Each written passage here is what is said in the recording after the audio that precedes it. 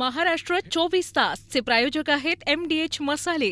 MDH ने जेवण दरवेळी मजेदार। आरोग्य न्यूट्रिशन मिळे, बॉडी किती स्ट्रॉंग बने, कमी खाऊन पोट भरे, डायजेशनला नाही धोका। MDH सोयाटीन अस्सल प्रोटीन। देशात संघर्षाची सुरुवात झाली आहे। जात धर्म विसरून आपण सर्वांनी एकत्र यायचं, उद्धव ठाकरेंचं तरुणांना आवाहन। पक्ष फोडणाऱ्यांवरही साधला निशाणा। जल्लोष सभेसाठीच्या सहकार्याबाबत राज ठाकरेंकडून पोलिसांचं कौतुक। महाराष्ट्र आणि दिल्ली पोलिसात हाच फरक असल्याचं सांगत मानले आभार। ठाकरेंना जल्लोषाकरिता काहीतरी कारण मिळालं। मुख्यमंत्री फडणवीसांची ठाकरे बंधूंच्या विजयी जल्लोष सभेवर टीका। संवेदनशीलता दाखवत मोदींनी निर्णय घेतला, फडणवीसांची प्रतिक्रिया।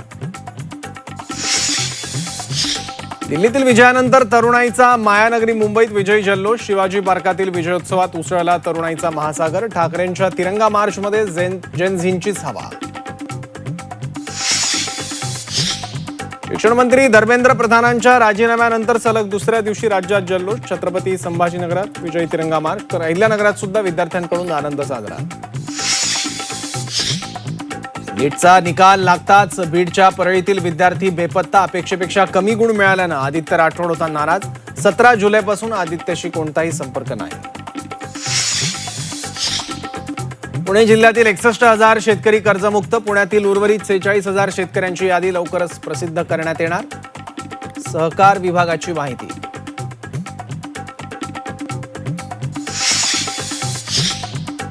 रत्नागिरीतील गोपाळगड किल्ला शासकीय ताब्यात येणार। पुरातत्व विभागाकडून भूसंपादन प्रक्रिया सुरू। पर्यटन विकासाला चालना मिळण्याची शक्यता।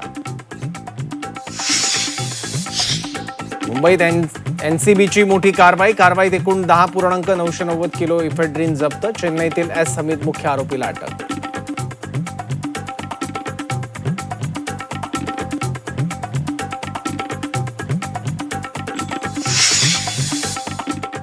तरुणाई रस्त्यावर उतरली, आंदोलन पेटलं आणि अखेर केंद्र सरकारला मोठा निर्णय घ्यावा लागला। नीट पेपरफुटी प्रकरणाच्या पार्श्वभूमीवर केंद्रीय शिक्षण मंत्री धर्मेंद्र प्रधान यांनी राजीनामा दिल्यानंतर मुंबईत ठाकरे बंधूंच्या वतीनं जल्लोष करण्यात आला। छत्रपती शिवाजी महाराज पार्कवर हजारो तरुण तरुणी जमा झाले। या आंदोलनाला पाठिंबा देणाऱ्या जेन झींचं अभिनंदन करण्यात आलं। यावेळी राज ठाकरे आणि उद्धव ठाकरे यांनी सरकारवर जोरदार टीका केली, तर मुख्यमंत्री फडणवीस आणि उपमुख्यमंत्री एकनाथ शिंदे यांनी या जल्लोषावर पलटवार केलाय। पाहूयात।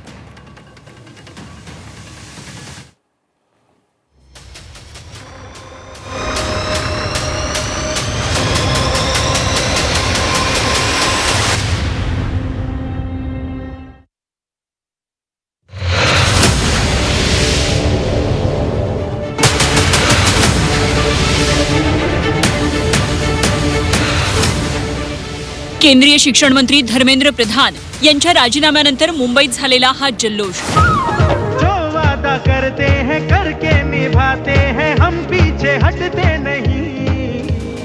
नीट पेपर फुटी विरोधात अभिजित दिपकेंच्या नेतृत्वात दिल्लीत हजारोंच्या संख्येनं तरुणाईनं एकत्र येत एल्गार पुकारला।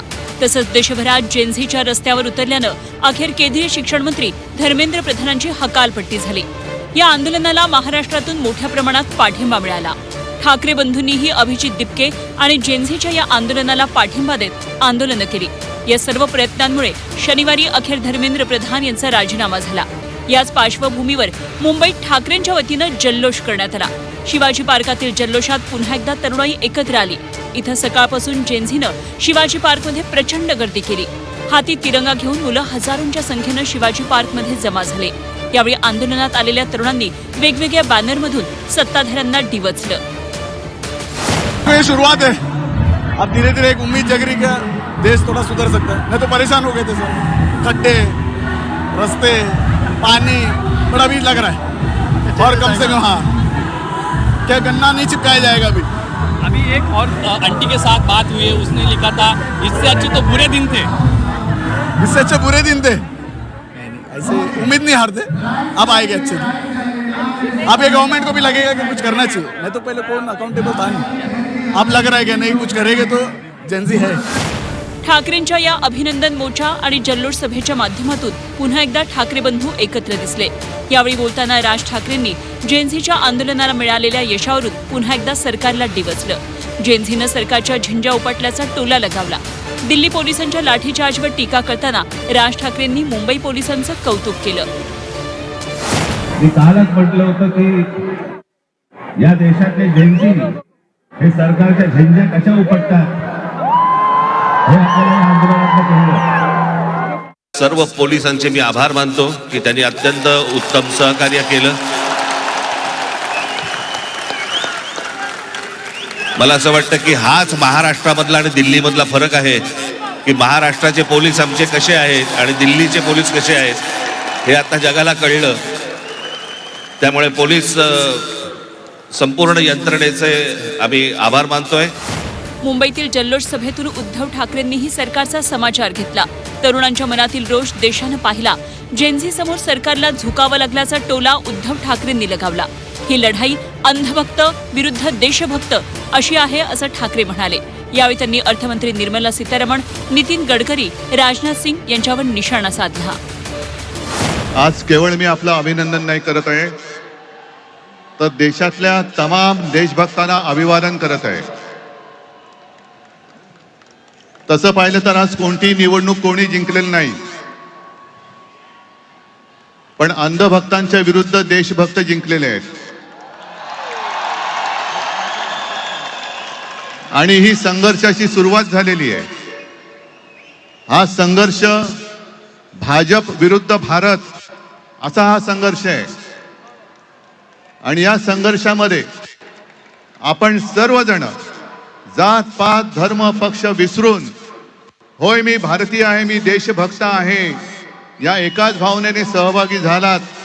कारण अर्थमंत्री आपल्या निर्मलाबाई घसरत्या रुपयाबद्दल बोलत नाहीत, महागाईबद्दल बोलत नाहीत, पण पेपर फुटीचे फायदे समजून सांगतायत.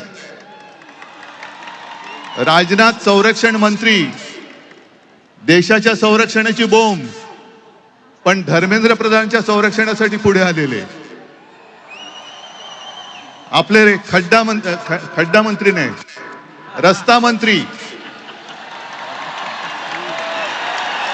ते इथेनॉल वरती बोलतायत. हा पुढचा विषय नक्की आहे. इथेनॉल वरती बोलतायत ते.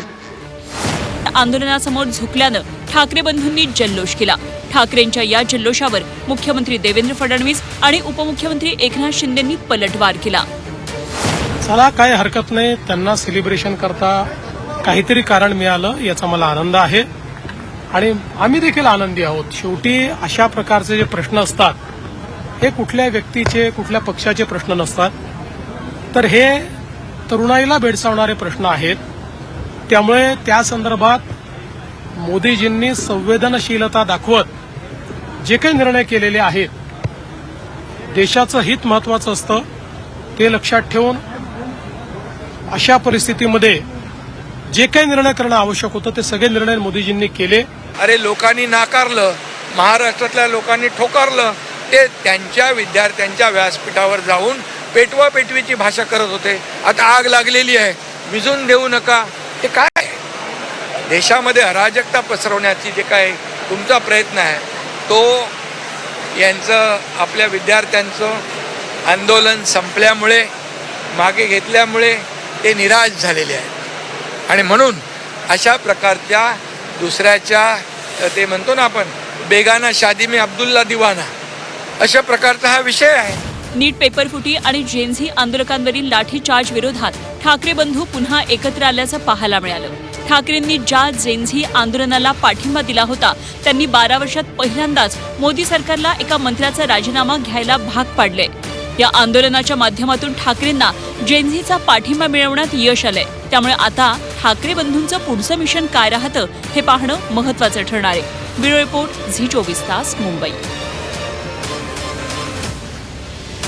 पेपरफुटी प्रकरणावरून सुरू असलेल्या आंदोलनानंतर केंद्रीय शिक्षण मंत्री धर्मेंद्र प्रधान यांच्या राजीनाम्यानंतर राज्यातील विविध भागांमध्ये सलग दुसऱ्या दिवशी जल्लोषाचं वातावरण पाहायला मिळालं. विद्यार्थ्यांसह विविध राजकीय पक्ष आणि सामाजिक संघटनांनी तिरंगा मोर्चे काढत आनंद व्यक्त केला. मुंबईतील दादर शिवाजी पार्कमध्ये राज ठाकरे आणि उद्धव ठाकरे यांच्या नेतृत्वाखाली तिरंगा मोर्चाचं आयोजन करण्यात आलं होतं. या मोर्चासाठी हजारो तरुण हातात तिरंगा घेऊन सहभागी झाले. यावेळी ठाकरे बंधूंनी उपस्थित तरुणांशी संवाद साधत आंदोलन आणि विद्यार्थ्यांच्या प्रश्नांवर भूमिका मांडली. छत्रपती संभाजीनगरात महाविकास आघाडीसह विविध सामाजिक संघटनांनी विजयी तिरंगा मार्च काढला. क्रांती चौक ते पैठण गेट या मार्गावर निघालेल्या मार्चमध्ये मोठ्या संख्येनं नागरिक सहभागी झाले. आंदोलकांनी घोषणाबाजी करत राजीनाम्याचं स्वागत केलं. अहिल्यानगरच्या वाडिया पार्कमध्ये विद्यार्थ्यांनी पेढे वाटून आणि रंगांची उधळण करत जल्लोष केला. आंदोलनाच्या काळात नगरचं जंतर मंतर अशी ओळख मिळालेल्या या ठिकाणी विद्यार्थ्यांनी हा आपल्या एकजुटीचा विजय असल्याची भावना व्यक्त केली.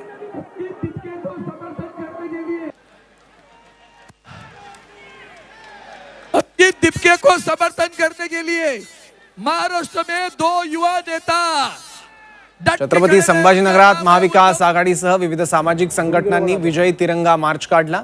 क्रांती चौक ते पैठण गेट या मार्गावर निघालेल्या या मार्चमध्ये मोठ्या संख्येनं नागरिक सहभागी झाले. आंदोलकांनी घोषणाबाजी करत राजीनाम्याचं स्वागत केलं. अहिल्यानगरच्या वाडिया पार्कमध्ये विद्यार्थ्यांनी पेढे वाटून आणि रंगांची उधळण करत जल्लोष केला. आंदोलनाच्या काळात नगरचं जंतर मंतर अशी ओळख मिळालेल्या या ठिकाणी विद्यार्थ्यांनी आपल्या एकजुटीचा विजय असल्याची भावना व्यक्त केली. तर येवला शहरात ठाकरेंची शिवसेना आणि मनसे कार्यकर्त्यांनी एकत्र येत फटाके फोडून जल्लोष केला. ठाकरे बंधूंच्या भूमिकेला समर्थन देत कार्यकर्त्यांनी जोरदार घोषणाबाजी केली. राज्यभर या राजकीय घडामोडींचे पडसाद उमटताना दिसले.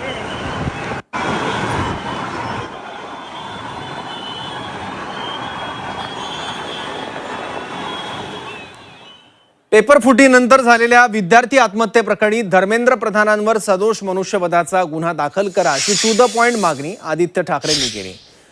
त्यांना यापुढे कुठलाही पद देऊ नका असंही त्यांनी म्हटलंय. 20 विद्यार्थ्यांच्या आत्महत्येला धर्मेंद्र प्रधानच जबाबदार असल्याचा आरोप आदित्य ठाकरेंनी केला. सोबतच त्यांनी एनटीए बाबत सवाल उपस्थित केलाय. दरम्यान आदित्य ठाकरेंना संजय शिरसाटांनी टोला लगावलाय. अशी कोणी मागणी केली म्हणून लगेच गुन्हा दाखल करता येत नाही असं संजय शिरसाटांनी म्हटलंय. तुम्ही म्हणतात ही फक्त सुरुवात आहे, पण समाधानी तुम्ही म्हणतात की समाधानी नसतं. नाही, पहिलं तर त्यांच्यावर आता ते राजीनामा तर दिलाय. आता पुढे एनटीएचं काय होणार. तिसरं म्हणजे आपल्याला आठवत असेल नीट जेव्हा परीक्षा म्हणून चाली तेव्हा पण आम्ही विचारत होतो नीटची खरी गरज आहे का. तेव्हा अनेक राज्यांनी हा आवाज उठवलेला, आम्ही उठवलेला, तामिळनाडूने उठवलेला, कर्नाटकने उठवलेला. त्याच्याही पलीकडे जाऊन आपण पाहिलं तर आता धर्मेंद्र प्रधान, आपल्याला हे सर्वांना माहिती आहे की ह्या सगळ्या घोटाळ्यामध्ये कालच 2024चा जो नीटचा पेपर फुटला होता त्यांना क्लीन चिट दिली त्या माणसाला. आत्ताचं जे 26चा फुटला, दुर्दैवाने केंद्रबिंदू महाराष्ट्र राहिला. 4 की 5 जे पकडले गेले ते महाराष्ट्रातलेच होते. भाजपच्या कोण जवळ होतं ते सगळे तसे नेमले होते. तिसरी गोष्ट म्हणजे आपल्या सर्वांना हे माहिती आहे की कमीत कमी 20 मुलामुलींनी, विद्यार्थ्यांनी आत्महत्या केलेली आहे. मग धर्मेंद्र प्रधानवर कल्पेबल होमिसाईड आता टाकलं पाहिजे, तो गुन्हा दाखल झाला पाहिजे. कारण जर तुम्ही एक्सेप्ट केलं ना की तुमचा माणूस निकम्मा होता, आता त्यांना पुढे कुठचंही पद दिलं नाही गेलं पाहिजे. या मागण्या तर आहेत आमचं. लाठीचार्ज कोणी ऑर्डर केला ही चौकशी झाली पाहिजे. तुम्ही म्हणालात की कल्पेबल होमिसाईड अर्थात त्यांच्यावरती खुनाचे गुन्हे दाखल व्हावेत असं व्हायलाच पाहिजे. तुमची मागणी आहे धर्मेंद्र प्रधान यांच्यावर. जबाबदार कोण आहे अजून. अर्थात आहे माझी मागणी. म्हणून तातडीने कुणावर तरी आता मग पेपर फुटीचा प्रकरण संदर्भ धर्मेंद्र प्रधानशी जोडा, मग मोदींशी जोडा, असे गुन्हे दाखल होत नसतात. असे अनेक आंदोलन झालेले आहेत. त्यामध्ये जो आरोपी असेल त्याच्यावर हे कारवाई सरकार करत असते. म्हणून अहिल्या विद्यार्थिनीची आत्महत्या कर्जत तालुक्यातील जलालपूर मधली घटना आहे. नीट परीक्षेत कमी गुण मिळाल्यानं आत्महत्या. मानसिक तणावात येऊन टोकाचं पाऊल उचललंय. पोलिसात अकस्मात मृत्यूची नोंद झालेली आहे.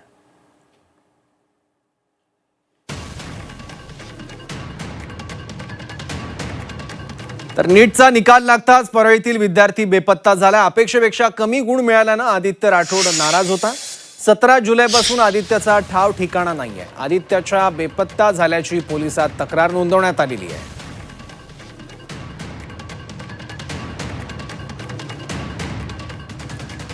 आपण महाराष्ट्रातच असणार आहे असं विधान मुख्यमंत्री देवेंद्र फडणवीस यांनी केलंय.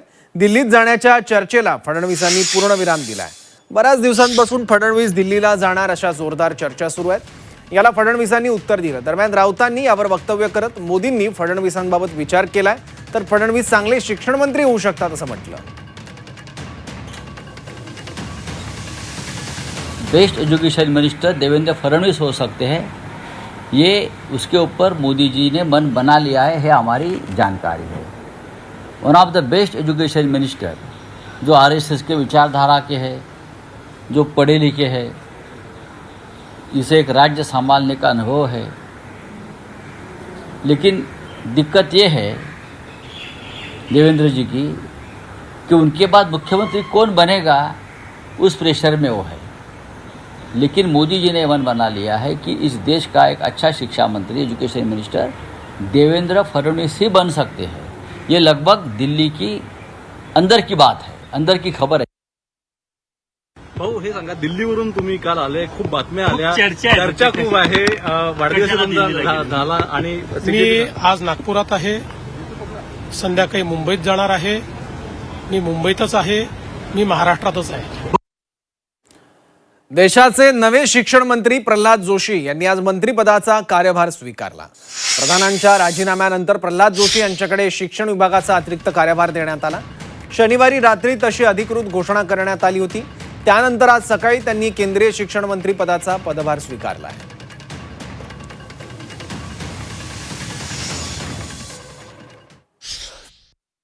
माननीय प्रधानमंत्री जी ने पूरा विश्वास रख के मुझे ये जिम्मेदारी सौंपा है। मैं कल कर्नाटक में था, रात को इधर पहुंच के मैं आज सुबह इधर आके चार्ज लिया हूँ, कार्यभार संभाला हूँ। पूरा डिटेल से जो भी इधर अभी हमको देखना है, निर्णय लेना है, इस सब के बारे में इंफॉर्मेशन लेने का और पूरा मिनिस्ट्री समझने का कोशिश मैंने किया हूँ। प्रल्हाद जोशींना नीट म्हणजे काय विचारा, ते चांगले कोळसा मंत्री होऊ शकतात असा टोला खासदार संजय राऊतांनी प्रल्हाद जोशी यांना लगावलाय। धर्मेंद्र प्रधानानंतर प्रल्हाद जोशी देशाचे नवे शिक्षण मंत्री झाले। त्यानंतर राऊतांनी हे विधान केलं।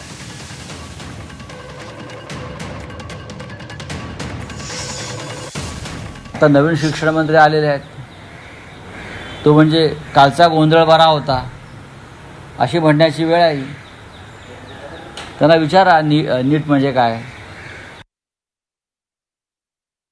Pralhad Joshi temporary education minister है। प्रल्हाद जोशी ये ज़्यादा से ज़्यादा अच्छे कोयला मंत्री हो सकते हैं। कोयला मंत्री पहले भी काम किया है, कोयला मंत्री, अब कोयला मंत्री एजुकेशन मिनिस्टर बन गया। मुझे लगता है टेम्पररी है। एजुकेशन मिनिस्टर की सर्च और रिसर्च सरकार में चल रही है। पंतप्रधान मोदींनी पुराण पुरुषाचा ऐकलं असेल असं म्हणत राऊतांनी पंतप्रधान मोदी आणि शरद पवारांच्या भेटीवरून टोला लगावलाय। मोदींसोबत झालेल्या चर्चेचा परिणाम दिसल्याचं वक्तव्य धर्मेंद्र प्रधानांच्या राजीनाम्यानंतर शरद पवारांनी केलं होतं, तर सरकारला खरा धक्का जंतर मंतरवरूनच बसल्याचं राऊत म्हणाले।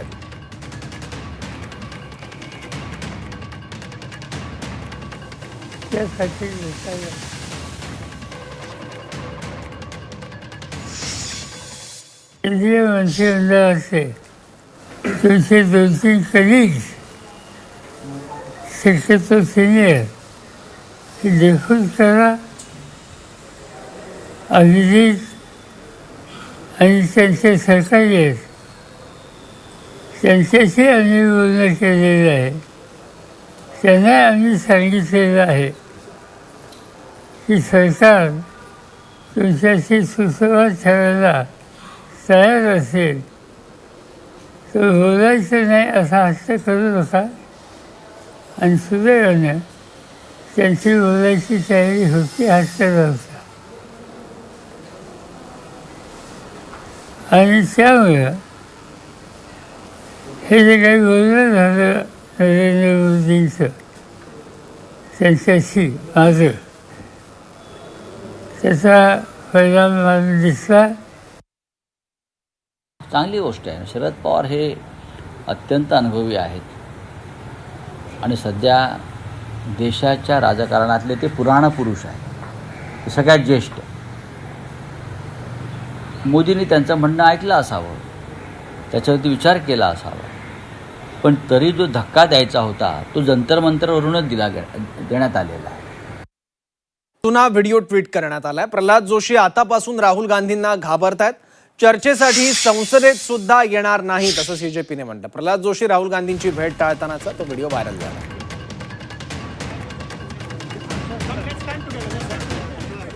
Come,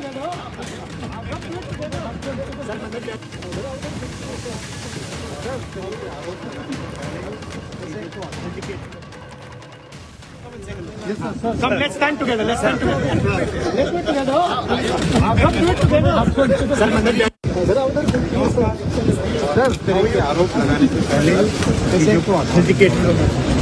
I'll also come and say hello. Yes, sir. Come, let's stand together. Let's stand together. Let's do it together. Come, do it together. तर उद्या लोकसभेत सुधारित पेपरफुटी विरोधी विधेयक सादर केलं जाणार आहे. केंद्रीय मंत्री जितेंद्र सिंह हे या संदर्भातलं विधेयक मांडतील. सार्वजनिक परीक्षा अधिनियम 2024 मध्ये सुधारणा करणारं विधेयक विचारात घेतलं जावं असा प्रस्ताव डॉक्टर जितेंद्र सिंग लोकसभेत ठेवणार आहेत.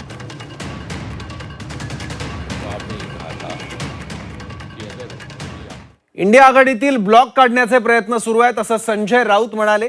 ज्येष्ठ नेत्यांशी चर्चा करून ब्लॉक तोडण्याचा प्रयत्न सुरू असल्याचं राऊत म्हणाले. यावर संजय शिरसाट यांनी प्रतिक्रिया दिली आहे. इंडिया आघाडी लोकसभेनंतर ब्लॉक झाल्याचं शिरसाट म्हणाले आहेत. हा तो आता ब्लॉक काढण्याचा प्रयत्न आमच्याकडनं सुरू आहेत. बायपास होणार की स्टेट नाही, ब्लॉक आता उद्धवजी तिथे गेले, त्यांनी केजरीवालशी चर्चा केली, सन्मान्य केजरीवाल साहेबांशी चर्चा केली, राहुल गांधीशी दूरध्वनीवर प्रदीर्घ चर्चा झाली. जवळजवळ 35 मिनिटं ते राहुल गांधीशी दूरध्वनीवरती बोलले. हां, आणि इतर नेत्यांशी सुद्धा त्यांनी चर्चा केली. हा जो ब्लॉक आहे, तुम्ही म्हणता ब्लॉक झाला आहे, तो ब्लॉक आता तोडण्याचे प्रयत्न सुरू आहेत. आघाडी गेल्या लोकसभेच्या नंतरच ब्लॉक झालेली आहे. त्यांच्यात कुठेही एक वाक्यता नाहीये. तुम्ही जर आता पाहिलं असेल, दिल्लीला झालेलं जंतर मंतरचं आंदोलन, त्याच्यामध्ये सुद्धा हे सगळेजण आपापल्या पद्धतीने राजकीय फायदा कसा उचलायचा याच्यासाठी यांच्या वेगवेगळ्या स्पर्धा लागलेल्या आपल्याला पाहायला मिळाल्या. कुणातही एक वाक्यता नव्हती. राष्ट्रवादी विलिनीकरणाची कुठलीही चर्चा नाही. भविष्यात तशी चर्चा सुरू झाली तर विचार करू. राष्ट्रवादीचे प्रदेशाध्यक्ष सुनील तटकरे यांचं हे मोठं विधान आहे. दोन्ही राष्ट्रवादीचं त्यामुळे विलिनीकरण होणार का या प्रश्नाची पुन्हा चर्चा होते.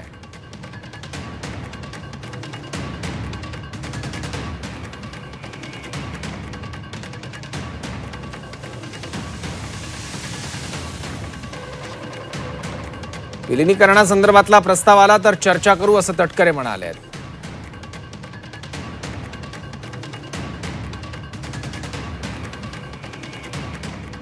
दोन्ही राष्ट्रवादी काँग्रेस पक्षाच्या विलिनीकरणाच्या बाबतीमध्ये यापूर्वीच आदरणीय सुप्रियाताई किंवा शशिकांत शिंदेजींनी मत व्यक्त केलेलं आहे.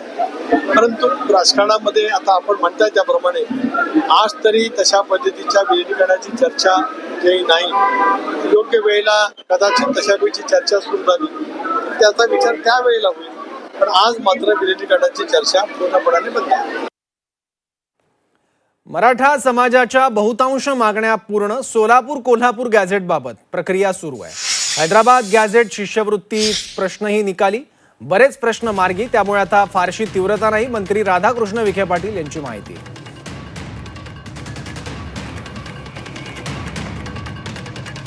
जी चर्चा मान्य जरंगे पाटीलच्या बरोबर झाली आमची, ते सगळे आता आदेश सरकारने काढलेले आहेत. आता त्यांच्या दृष्टीने किंवा एकच प्रश्न तो सातारा गॅझेटचा आहे आणि कोल्हापूरचा.